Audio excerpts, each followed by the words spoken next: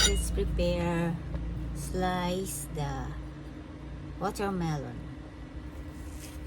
Let's do like this. Slicing, preparing for dinner. Let's slice. Lang. My knife is too small. Ayan. Slice muna natin.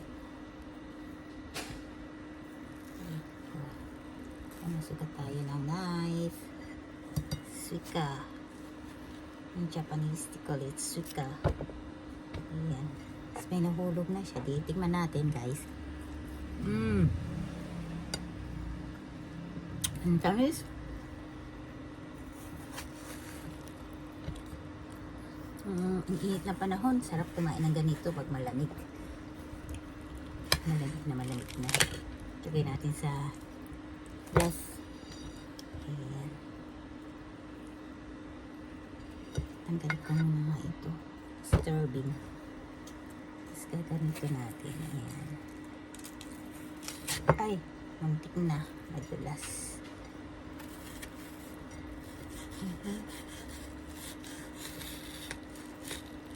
Ayan.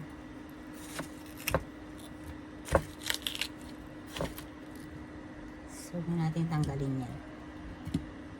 Pagkakain, tsaka na lang tatanggalin. Para may silbi naman yung pag-ano natin. Para di tayo matagalan dyan. Ayan. Slice natin ito.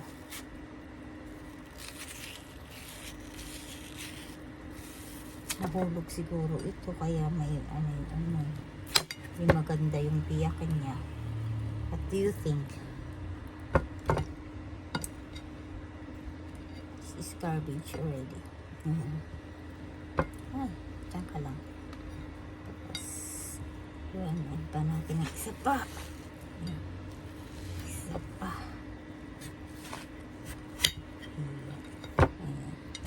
Ayan na siya. Nahugasan ko na to kasi slice na siya na binibenta dito. Naka 1/4 yata to ang size niya. Tapos, ano lang. Tapos ano siya, 80 pesos.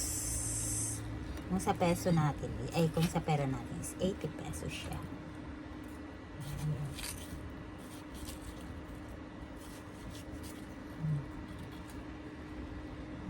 Huwag natin tanggalin yung buto para magtrabaho tayo pagkakain tayo, di ba?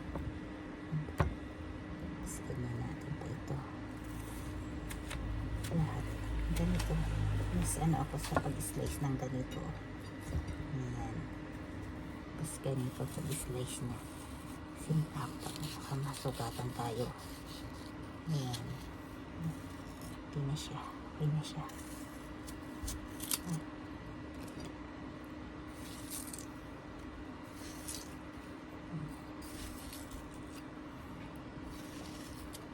Ayan na.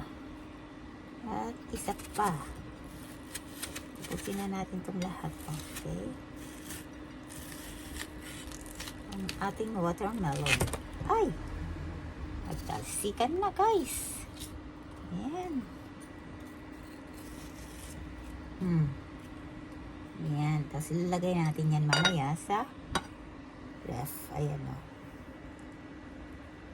Sarap, diba? Ayan. Ang sarap. Ayan. Thanks so much for watching. Have a nice day.